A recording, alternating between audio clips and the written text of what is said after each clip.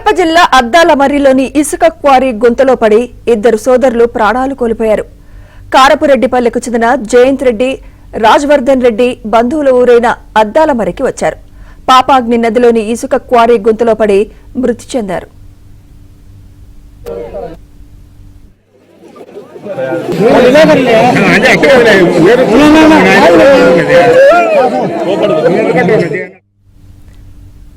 ఒకేసారి ఇద్దరు కుమారుల మృతితో కుటుంబంలో విషాదం నెలకొంది.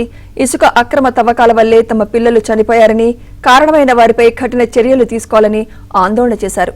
క్వారీని వెంటనే రద్దు చేయాలని డిమాండ్ చేశారు.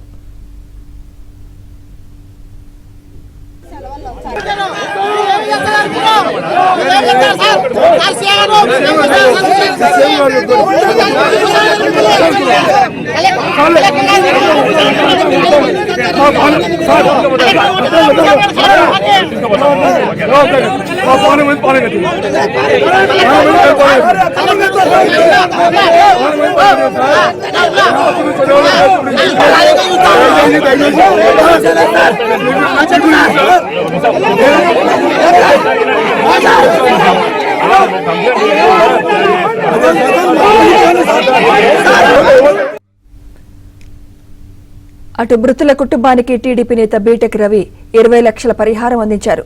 వైసీపీ నీచ రాజకీయాలను మానుకోవాలని హెచ్చరించారు. అబ్బాయి తల్లిదండ్రులు కానీ వాళ్ళు మాకు రాజకీయం వద్దు మహాప్రభు, మా శవాలను మేము ఇంటికి తీసుకుపోతామంటే తీసుకోకుండా మీరు రాజకీయం చేస్తారా? రాజకీయం చేసి లాస్ట్కి ఏం తెలిసినారు? నేను మా పార్టీ తరఫున కూడా మేము సాయం చేస్తాము అది ఇది అని మాట్లాడతాడు. మీరు ఎంక్వైరీ అయినాక ముందు వెనక కాదు, ఇప్పుడే తక్షణం మేము మా సార్తో కూడా మాట్లాడినాం. నా సొంత నిధుల నుంచి ఈవెన్ ఇంతవరకు కాంట్రాక్టర్తో నేను మాట్లాడలే.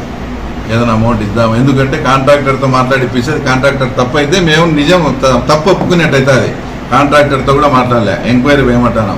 ఎంక్వైరీ వేసి నిజం చేస్తే వాళ్ళు ఏం డిమాండ్ చేస్తారో రాత్రి ₹1,00,00,000 డిమాండ్ చేశారు. ₹1,00,00,000 ఇచ్చేదానికి కూడా మేము సిద్ధంగా ఉన్నాం. అంతవరకు తాత్కాలికంగా ఆ కుటుంబానికి చాలా తీరని అన్యాయం జరిగిందని నా సొంత డబ్బులతో నేను ఈరోజు ₹20 లక్షల వాళ్ళకి డబ్బులు ఇచ్చాను. అది మా నిబద్ధత. మీ మాదిరి మా పార్టీ కూడా సాయం చేస్తా అంత దూరం వచ్చి రాజకీయం లేనిపోని రాజకీయం చేసి మా పార్టీ కూడా వాళ్ళకి ఎందుకు ఇచ్చారని చెప్పడం కాదు. ఇచ్చేది ఏందో చెప్పాలా? అన్నే శవాల కాడికి వచ్చావు కదా, శవరాజకీయం చేస్తున్నారు కదా.